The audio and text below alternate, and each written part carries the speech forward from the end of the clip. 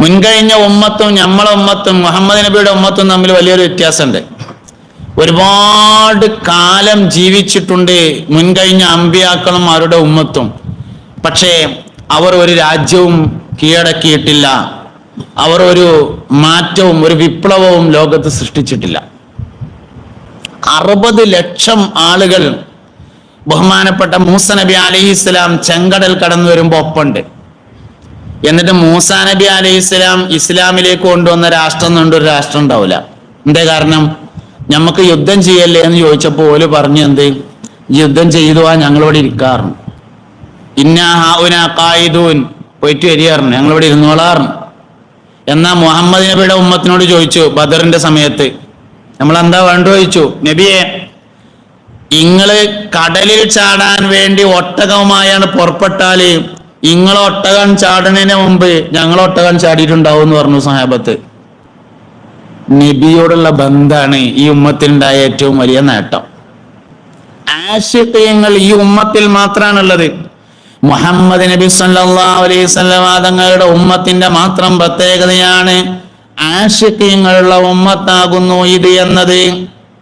മുസ്തഫായ നബി സല്ലല്ലാഹു അലൈഹി വസല്ലമയോടുള്ള ഖൽബിന്റെ ബന്ധമുണ്ടെങ്കിൽ വിജയിക്കാൻ പറ്റും. ദുനിയാവിലും വിജയിക്കാം, ആഖിറത്തിലും വിജയിക്കാം. യഥാർത്ഥ വിജയം എന്ന് പറയുന്നത് ആഖിറമാകുന്നു. വൽആഖിബത്തു ലിൽ മുത്തഖീൻ, അത് മുത്തഖീങ്ങൾക്കുള്ളതാണെന്ന് പരിശുദ്ധമായ ഖുർആൻ പറയുകയും ചെയ്തിരിക്കുന്നു. നബി തങ്ങളോട് ഖൽബിന്റെ ബന്ധമുള്ള എല്ലാവരും വിജയിച്ചിട്ടുണ്ട്. ഒരിക്കലൊരു സഹാബി വരെ നബി തങ്ങളുടെ അടുക്കൽ വന്നു. എന്നിട്ട് ചോദിച്ചു, പൊന്നാര നബിയെ, നാളെ മഹ്ശറയിൽ വെച്ച് എനിക്ക് നിങ്ങളെ കാണണമെന്ന് ആഗ്രഹം തോന്നുമ്പോ ഞാൻ എവിടെയാണ് തെരഞ്ഞു നോക്കേണ്ടത് എന്ന് ചോദിച്ചു. മുസ്തഫായ നബി സല്ലല്ലാഹു അലൈഹി വസല്ലം തങ്ങൾ പറഞ്ഞു, സഹാബാ, നന്മതിന്മകൾ എഴുതിയ ഏടുകൾ വിതരണം ചെയ്യുന്ന സ്ഥലത്ത് വെച്ച് നിങ്ങൾക്ക് എന്നെ കാണാമെന്ന് പറഞ്ഞു. അപ്പൊ സഹാബി ചോദിച്ചു, അവിടുന്ന് കണ്ടില്ലെങ്കിൽ പിന്നെ എവിടെ തെരഞ്ഞു നോക്കുക എന്ന് ചോദിച്ചു. അതിൽ പറഞ്ഞു, അത് തൂക്കുന്ന മീസാനിന്റെ അടുക്കൽ നിങ്ങൾക്ക് എന്നെ കാണാം. അവിടുന്ന് കണ്ടില്ലെങ്കിൽ എവിടെ കാണാന്ന് ചോദിച്ചു. അതിൽ പറഞ്ഞു, ഹൗദുൽ കൗസർ മുക്കിക്കൊടുക്കുന്ന സ്ഥലത്ത് വെച്ച് നിങ്ങൾക്ക് എന്നെ കാണാം. മൂപ്പര് വിട്ടില്ല. മൂപ്പര് ചോദിച്ചു, അവിടുന്ന് കണ്ടില്ലെങ്കിൽ പിന്നെ എവിടുന്ന കാണാൻ ചോദിച്ചു. അതിൽ പറഞ്ഞു, സഹാബത്തെ, സിറാത്ത് പാലം കടക്കണ അവിടുന്ന് നിങ്ങൾ എന്നെ കാണാതെ പോകൂലട്ടോ പറഞ്ഞു ഹബീബുന റസൂലുള്ളാഹി. സിറാത്ത് എന്ന് പറഞ്ഞത് പാലം നർത്തം വെക്കണോ വേണ്ടതെന്നുള്ള വേറെ വിഷയമാണ്. സിറാത്ത് എന്ന് പറഞ്ഞത് ഏറ്റവും ചുരുക്കി കൂട്ടിയാൽ 50,000 കൊല്ലം ഉണ്ടാവും. കാരണം നരകത്തിൽ ചാടിയ ഒരാളുടെ ഏറ്റവും ചെറിയ ശിക്ഷ 50,000 കൊല്ലാണ് എന്ന് വന്നിട്ടുണ്ട്. നരകത്തിൽ ചാടിയ അവസാനത്തെ ഉമ്മത്തിൻ കയറിയിട്ടാണ് നബിതങ്ങൾ പോണത്. അപ്പൊ ചുരുക്കി കൂട്ടിയാൽ 50,000 കൊല്ലം ഉണ്ടാവും. അരമണിക്കൂർ ഒരാളെ കാത്തുക്കാൻ നമ്മളെ കൊണ്ട് പറ്റൂല. അരമണിക്കൂർ കാത്തുക്കാൻ പറ്റൂല. അങ്ങനത്തെ നമ്മളെ കാത്തിട്ട് മുഹമ്മദ് നബി 50,000 കൊല്ലം പാലത്തിന്റെ അടുത്ത് നിൽക്കും. ഓരോ മനുഷ്യനും കടന്നു പോകുമ്പോ അല്ലാഹുമ്മ സല്ലിം സല്ലിം, പടച്ചോനെ ഓനെ കഴിച്ചിലാക്ക് എന്ന് പറഞ്ഞുകൊണ്ടിരിക്കും. അവിടെ വെച്ചുകൊണ്ട് നിങ്ങൾ എന്നെ കാണാതിരിക്കില്ല സഹാബാ. അഷ്റഫുൽ ഖൽഖ് ത്വാഹ റസൂലുള്ളാഹി സല്ലല്ലാഹു അലൈഹി വസല്ലം സിറാത്തിന്റെ അടുത്ത് വാപ്പ തിരിഞ്ഞു നോക്കൂല, ഉമ്മ തിരിഞ്ഞു നോക്കൂല. വാപ്പ മക്കളെ അന്വേഷിക്കുന്നത് പാലം കടന്നതിന്റെ ശേഷമാണ്. മക്കൾ മാതാപിതാക്കളെ അന്വേഷിക്കുന്നത് പാലം കടന്നതിന്റെ ശേഷമാണ്. പാലം കടക്കുന്നതിന് മുമ്പ് തിരിഞ്ഞു നിൽക്കുന്ന ഏക മനുഷ്യൻ മുഹമ്മദ് നബിയാണ് സല്ലല്ലാഹു അലൈഹി വസല്ലം. അതാണ് വിജയം എന്ന് പറയുന്നത്. അതിനേറ്റ് എത്രത്തോളം കൽബ് ബന്ധപ്പെടുത്താൻ പറ്റുമോ വിജയിച്ചു. കൽബ് അയിമന്ന് എത്രത്തോളം ദൂരക്ക് പോണുണ്ടോ പരാജയപ്പെട്ടു. അള്ളാനെ വിശ്വസിച്ചാ പോരാ, മുഹമ്മദ് നബി പറഞ്ഞ അള്ളാനെ തന്നെ വിശ്വസിക്കണം.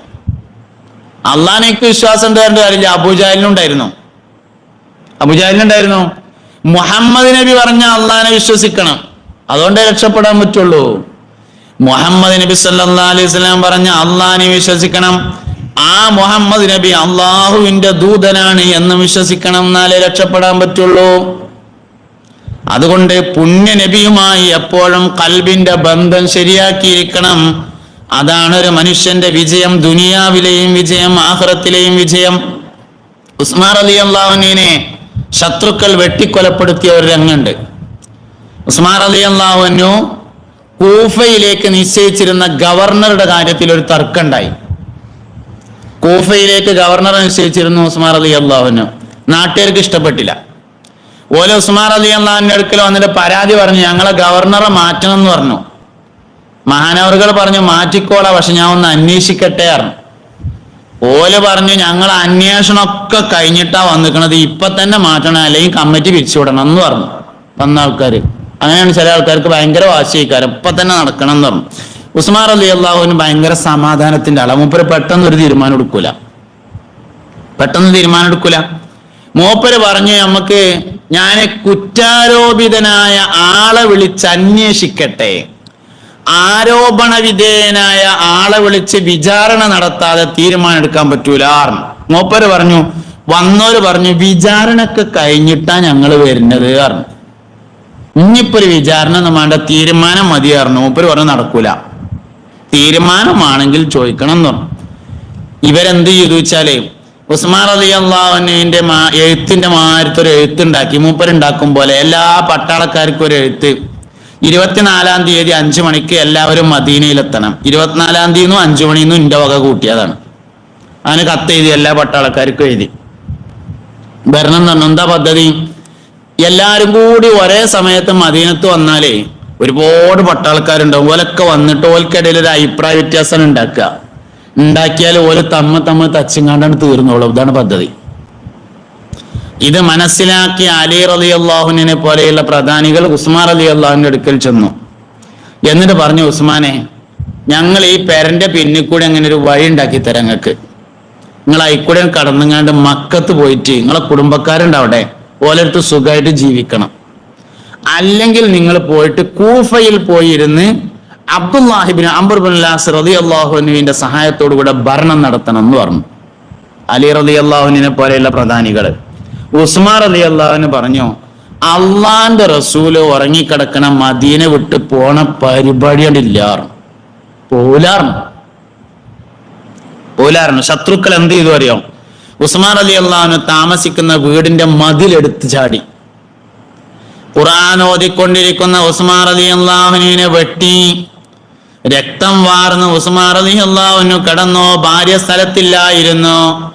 ഭാര്യ വന്നപ്പോൾ ഉസ്മാൻ റളിയല്ലാഹു അൻഹു വെട്ടുകൊണ്ട് കിടക്കുന്നത് കണ്ടു. രക്തം ഒഴുകിക്കൊണ്ടിരിക്കുന്നു.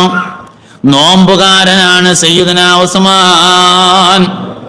മഗ്രിബ് ബാങ്കിന്റെ സമയമായപ്പോ മദീന പള്ളിയുടെ മിനാരത്തിന്റെ ഭാഗത്ത് നിന്നൊരു ശബ്ദം കേട്ടു, ഉസ്മാനേ വെള്ളം വേണോ? മുസ്തഫ നബി തങ്ങളുടെ ശബ്ദം. അള്ളാന്റെ റസൂലിന്റെ കയ്യിൽ നിന്ന് വെള്ളം വാങ്ങി കുടിച്ച് നോമ്പ് തുറന്ന് വഫാത്തായി സയ്യിദുനാ ഉസ്മാൻ ഇബ്നു അഫ്ഫാൻ റളിയല്ലാഹു അൻഹു. നബി തങ്ങളുമായി കൽബിന്റെ ബന്ധമുണ്ടെങ്കിൽ അങ്ങനെയാണ്. അതാണ് ഒരു മനുഷ്യന്റെ വിജയം. റബീഉൽ അവ്വൽ അതിനാണ് പ്രചോദനമാകേണ്ടത്. എത്ര പറഞ്ഞാലും തീരൂല, എത്ര പാടിയാലും തീരൂല, തീരാത്തതാണ്. അതുകൊണ്ട് റബീഉൽ അവ്വൽ മുസ്തഫ നബി തങ്ങളെ കുറിച്ച് പഠിക്കാനുള്ളതാണ്. അവിടത്തോടുള്ള കൽബിന്റെ ബന്ധം സ്ഥിരപ്പെടുത്താനുള്ളതാണ്. ബദരീങ്ങളെ എന്ന് പറഞ്ഞാൽ അതിൽ ഒന്നാമത്തെ ആള് മുഹമ്മദ് നബിയാണ് സല്ലല്ലാഹു അലൈഹി വസല്ലം. ഉഹുദീങ്ങളെ എന്ന് പറഞ്ഞാൽ അതിൽ ഒന്നാമത്തെ ആള് മുഹമ്മദ് നബിയാണ് സല്ലല്ലാഹു അലൈഹി വസല്ലം. അതുകൊണ്ട് എല്ലാ പ്രതിസന്ധികളെയും അതിജയിക്കാൻ മുഹമ്മദ് നബിയോടുള്ള ബന്ധം കൽബിൽ ശരിയാക്കണം. ഓൻ ഈമാനോടുകൂടെ മരിക്കുള്ളൂ. അവന് തവക്കുലുണ്ടായിരിക്കും, ഉറപ്പാണ്. അവന് ഇഖ്ലാസ് ഉണ്ടാവും, ഉറപ്പാണ്. ഓന്റെ സ്വഭാവം നേരാവും, ഉറപ്പാണ്. പഴയ ഉമറിന്റെ സ്വഭാവമല്ല പുതിയ ഉമറിന്, ആളൊന്നാണ്. പഴയ ഉമറും പുതിയ ഉമറും ചോര ഒന്നാണ്, നീരൊന്നാണ്, തൊലി ഒന്നാണ്, വലുപ്പം അത്ര തന്നെയാണ്, എല്ലാം കറക്റ്റാണ്. പക്ഷെ സ്വഭാവം രണ്ടെണ്ണാണ്. പഴയ ഉമർ മരത്തുമ്മ കയറിയിരുന്നിട്ട് പുതിയ എണ്ണം ഉണ്ടാവുമ്പോ തുപ്പുന്ന ആളായിരുന്നു, കല്ലെടുത്തെറിയുന്ന ആളായിരുന്നു, ക്ഷണിക്കാതെ കല്യാണത്തിന് പോയി ചോറ് വയ്ക്കുന്ന ആളായിരുന്നു പഴയ ഉമർ. പുതിയ ഉമർ ആരാ? രാത്രി വീട്ടിൽ നിന്ന് ഇങ്ങനെ ഇറങ്ങി നടക്കുക. അപ്പൊ ഒരു ഈത്തപ്പന തോട്ടത്തിൽ കുറെ ആൾക്കാരെ കാണുക. ഓല എത്തി എന്നിട്ട് ചോദിച്ചു, നിങ്ങൾക്ക് എന്തേലും കൊണ്ടുവരാനുണ്ടോ ചോദിച്ചു. ഓല് പറഞ്ഞു, വെള്ളം ആയിട്ട് ആകെ ഇടങ്ങാറായിട്ടുണ്ട്, തുള്ളി വെള്ളം കിട്ടിയാൽ തിരക്കടില്ല പറഞ്ഞു. മൂപ്പര് പറഞ്ഞു ഇവിടെ കിട്ടാൻ കുറച്ച് പ്രയാസം തന്നെയാണ്, നിങ്ങൾക്ക് തോൽപാത്രം ഉണ്ടോന്ന് ചോദിച്ചു. ഉണ്ട് പറഞ്ഞു. ഓല് എടുത്തു കൊടുത്തു. തോൽപാത്രമായിട്ട് മൂപ്പരാണ് പോയി. ആരാ വന്നത് എന്ന് കച്ചവടക്കാർക്ക് അറിയില്ല. നേരം വെളുക്കാനായിട്ടും പോയ ആളെ കാണാനില്ല. ഉള്ള തോൽപാത്രം പോയി എന്ന് ഉറപ്പായി. വെള്ളയാണ് ഇതുവരെ ഇല്ലാതിരുന്നുള്ളൂ, തോൽപാത്രം പോയി എന്ന് ഉറപ്പായി. നേരം വെളുക്കാൻ കാലത്ത് തലയിൽ വെള്ളയേറ്റിങ്ങാണ്ട് മൂപ്പര് ഇങ്ങനെ വരുന്നുണ്ട്. ഇറക്കി വെച്ചു കൊടുത്തപ്പോ കച്ചവടക്കാർ പറഞ്ഞു, ഞങ്ങൾ ഇവിടെ വന്ന് താമസിച്ചതിൽ ഒരു കാരണം ഉണ്ട് പറഞ്ഞു. അതെന്താ ചോദിച്ചു. ഇത് ഉമർ ഖത്താബിന്റെ ഭരണം നടക്കുന്ന നാടാണെന്ന് അറിഞ്ഞിട്ട് വന്ന് താമസിച്ചാണ്. ഇവിടെ താമസിച്ചാൽ ഭക്ഷണത്തിനും വെള്ളത്തിനും ഇറങ്ങാറുണ്ടാവില്ല എന്ന് ഞങ്ങൾക്കറിയാം. പക്ഷേ ഞങ്ങൾ ഇവിടെ വന്നൊരു തുള്ളി വെള്ളം ചായിട്ട് ആകെ അടങ്ങാറായി. ജീവൻ നിലനിന്നത് നിങ്ങൾ വന്ന് വെള്ളം കൊടുന്നതുകൊണ്ടാണ് പറഞ്ഞു പോലെ. അതുകൊണ്ട് ഞങ്ങൾ നേരം വെളുത്തിട്ട് കുറച്ച് കഴിഞ്ഞിട്ടേ പോകുള്ളൂ. ഞങ്ങൾ രാവിലെ ഉമറിനെ ഒന്ന് കാണുന്നുണ്ട്, മൂപ്പരോട് ഈ വിവരം പറഞ്ഞിട്ടേ പോകുള്ളൂ പറഞ്ഞു. ആയിക്കോട്ടെ, നിങ്ങൾ എന്നിട്ട് പോയാൽ മതി എന്ന് പറഞ്ഞു മൂപ്പര്. ആക്കത്തിന് പോയാൽ മതി പറഞ്ഞു. നേരം വെളുത്ത് സുബഹിക്കരിച്ചാൻ വേണ്ടി പള്ളികൾക്ക് പോയപ്പോ വിരുന്ന് പോകുമ്പോഴുന്ന വലിയൊരു കുപ്പായ ഉണ്ടായിരുന്നു, എടുത്താണ്ട് മേത്ത് കൂടെ ഇട്ടു. സുബഹിസ്കാരം കഴിഞ്ഞിട്ട് ചെരുവിൽ ഇങ്ങനെ ഇരുന്നപ്പോ കച്ചവടക്കാര് വന്നിട്ട് 4 ഡയലോഗ്. ഉമറിന്റെ നാടാണെന്ന് കേട്ടിട്ട് ഞങ്ങളാ ഒരു ചെറുപ്പക്കാരൻ വന്നിട്ട് തുള്ളി വെള്ളം കൊടുന്നതുകൊണ്ട് ഇപ്പൊ ജീവൻ നിലനിൽക്കുന്നുണ്ട് പറഞ്ഞു. ഫോട്ടോ എടുക്കലും സെൽഫി എടുക്കലും ഫേസ്ബുക്കിലും ഇടലൊക്കെ അവിടെ നിൽക്കട്ടെ, ഏറ്റവും ചുരുങ്ങിയത് ആ ഉമർ ഞാനാണ്, എനിക്ക് നിങ്ങൾ ദോരക്കൊണ്ടുന്നേലും പറയണ്ടേ, അതും പറഞ്ഞുതരാന്നുള്ളതാണ് ഉമറിന്റെ മാറ്റം. ആ പഴയ ഉമറിൽ നിന്ന് പുതിയ ഉമറിലേക്കുള്ള മാറ്റേ മുഹമ്മദ് നബി സല്ലല്ലാഹു അലൈഹി വസല്ലമയോട് ഖൽബിന്റെ ബന്ധം ശരിയായപ്പോൾ ഉണ്ടായതാണ്. ഖാളി ഇയാദ് റളിയല്ലാഹു അൻഹുവിന്റെ കിതാബ് ശിഫയുടെ മുഖദ്ദിമയിൽ പറയുന്നുണ്ട്, ബഹുമാനപ്പെട്ട ഉമർ ഇബ്നുൽ ഖത്താബ് റളിയല്ലാഹു അൻഹു ഒരിക്കൽ പറഞ്ഞു, മുസ്തഫായ നബിയേ, എന്റെ വാപ്പ ഖത്താബ് ഇസ്ലാമിലേക്ക് വരുന്നതിനേക്കാൾ നിങ്ങളുടെ എളാപ്പ അബൂ താലിബ് ഇസ്ലാമിലേക്ക് വരുന്നതാണ് എനിക്ക് ഏറ്റവും കൂടുതൽ ഇഷ്ടം നബിയേ.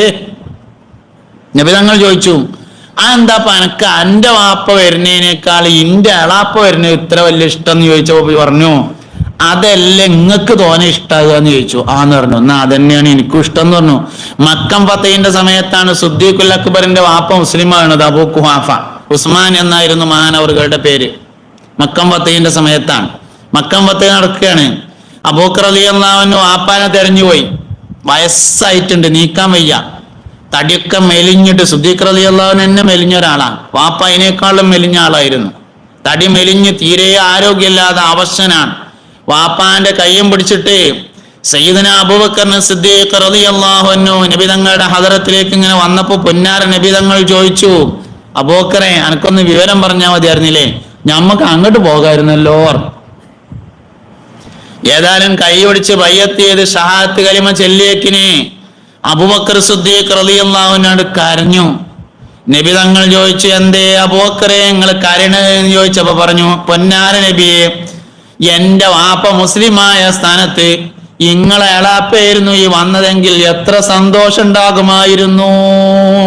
അതുകൊണ്ട് എന്റെ വാപ്പാന്റെ സ്ഥലത്ത് നിങ്ങൾ എളാപ്പയായിരുന്നെങ്കിൽ എന്ന് ഞാൻ ആഗ്രഹിച്ചിട്ട് കരഞ്ഞു പോയതാണ് എന്ന് പറഞ്ഞു സയ്യിദുന അബൂബക്കർ സിദ്ദീഖ് റളിയല്ലാഹു അൻഹു. മുസ്തഫായ നബി തങ്ങളോടുള്ള ഖൽബിന്റെ ബന്ധത്തിന്റെ മേലെ പോണ ഒരു വാപ്പിയില്ല, ഒരു ഉമ്മിയില്ല, ഒരു കച്ചവടമില്ല, ഒരു പെരയില്ല, ഒരു മധുരമില്ല. ഖുർആൻ അങ്ങനെ തന്നെ പറഞ്ഞിട്ടുണ്ട്. ഖുർആൻ അങ്ങനെ തന്നെ പറഞ്ഞിട്ടുണ്ട്. എല്ലാറ്റിനേക്കാളും നബി തങ്ങൾ മേലെയാകുമ്പോഴാണ് വിജയിക്കുക. പെരപ്പണി കഴിഞ്ഞു, ടൈൽസൊക്കെ ഇട്ടു, ഫർണിച്ചറൊക്കെ വാങ്ങി, ലൈറ്റൊക്കെ ഫിറ്റ് ചെയ്തു, AC ഒക്കെ വെച്ചു. കുടിരിക്കൽ എല്ലാരോടും പറഞ്ഞു, നാളെ നേരം വെക്കുമ്പോൾ കുടിരിക്കലാണ്. ഏറ്റവും അടുത്ത ചെങ്ങായിമാരോടൊക്കെ ഒന്ന് വന്നു നോക്കാൻ പറഞ്ഞു. ഇനി എന്തേലും കുറവുണ്ടെങ്കിൽ ഇപ്പൊ പറഞ്ഞോളി, നാളെ നേരം വെളുത്തിട്ട് പറയാൻ നിൽക്കരുത് എന്നൊക്കെ പറഞ്ഞു. ബിരിയാണി വെക്കാൻ ആളെ ഏൽപ്പിച്ചിട്ടുണ്ട്. 5-6 ഐറ്റം ഭക്ഷണം റെഡിയാണ്. പ്രധാനികളോടൊക്കെ വരാൻ പറഞ്ഞിട്ടുണ്ട്. അന്ന് രാത്രി നേരം വെളുക്കാൻ കാലത്ത് മുഹമ്മദ് നബി സല്ലല്ലാഹു അലൈഹി വസല്ലം വന്നു എന്ന് വിചാരിച്ചോളി. ആ ചാവിന് കാട്ടിക്ക എനിക്കൊരാവശ്യമുണ്ട് എന്ന് പറഞ്ഞാൽ കൊടുക്കൂലേ? കൊടുക്കും നിങ്ങൾ പറയാൻ വേണ്ടിയിട്ടാണ് ഞാൻ വീട് ഉദാഹരണം പറഞ്ഞിട്ടുള്ളത്. ആ സ്ഥാനത്ത് ഭാര്യയെയും മക്കളെയും വാപ്പാനെയും ഉമ്മാനെയും സങ്കല്പിച്ചിട്ട് കൊടുക്കും എന്ന് പറയും. അങ്ങനെ പറയാൻ തയ്യാറാവുമ്പോ നിങ്ങളുടെ കൽബിന് അല്ലെങ്കിൽ എന്റെ കൽബിന് ഇതിനേക്കാൾ കൂടുതലായി മുഹമ്മദ് നബിയോട് താല്പര്യമുണ്ട് എന്ന് വരും. അതന്നെയാണ് സംഗതി പറഞ്ഞത്. അങ്ങനെ ഒരാൾക്ക് എന്നാകുന്നുവോ അവനാണ് സമ്പൂർണ്ണ മുഅ്മിൻ എന്ന് പറയുന്നത്. ലാ യുഅ്മിനു അഹദുക്കും ഹത്താ അകൂന അഹബ്ബ ഇലൈഹി മിൻ വാലിദിഹി വവലദിഹി വന്നാസി അജ്മഈൻ. സർവസ്വത്തേക്കാളും മുസ്തഫ നബി സല്ലല്ലാഹു അലൈഹി വസല്ലമയോടായിരിക്കണം മുഅ്മിനീങ്ങൾക്ക് ഖൽബിന്റെ ബന്ധം. ഏത് പ്രതിസന്ധിയെയും അഭിമുഖീകരിക്കാൻ നമുക്ക് കഴിയും. ഞാൻ എൻ്റെ വിഷയത്തിലേക്ക് മടങ്ങുന്ന മുഅ്മിനീങ്ങളെ, കൊറോണയൊക്കെ കഴിഞ്ഞിട്ടില്ലെങ്കിൽ അത് കഴിഞ്ഞോളും. നമുക്ക് പഴയ അവസ്ഥയിലേക്ക് മടങ്ങി വരാൻ സമയമായിട്ടുണ്ട്. പഴയതുപോലെ പള്ളിയിൽ ആള് വേണം, ജമാഅത്തിന് ആളുകൾ വരണം, ജുമുഅക്ക് ആളുകൾ വരണം, നിയമങ്ങളൊക്കെ പാലിക്കണം. അതോടുകൂടി പള്ളികളിലും നമ്മുടെ ദീനീ സംരംഭങ്ങളിലൊക്കെ ആളുകൾ ഉണ്ടാവണം, ദുആയിലൊക്കെ പങ്കെടുക്കണം. നാരിയത്തു സ്വലാത്ത് എന്ന് പറഞ്ഞാൽ അഗ്നിവേഗത്തിൽ കാര്യങ്ങൾ നേടാൻ കഴിയുന്നത് കൊണ്ടാണ് അതിന് ആ പേര് കിട്ടിയിട്ട് തന്നെ.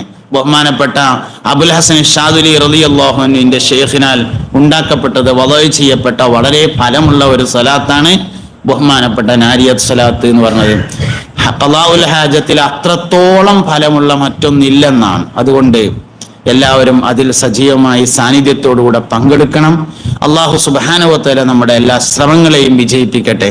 ഈ പള്ളിയുമായി ഒരുപാട് ആളുകൾ സഹായിക്കുകയും സഹകരിക്കുകയും ചെയ്തിട്ടുണ്ട്. അവർക്കൊക്കെ അള്ളാഹു വലിയ കൂലി നൽകട്ടെ. ഞാൻ എൻ്റെ വാക്കുകൾ അവസാനിപ്പിക്കുകയാണ്. അള്ളാഹു തആല നമ്മളിൽ നിന്നും ഖബൂൽ ചെയ്യട്ടെ. അസ്സലാമു അലൈക്കും വറഹ്മത്തുള്ളാഹി വബറകാതുഹു.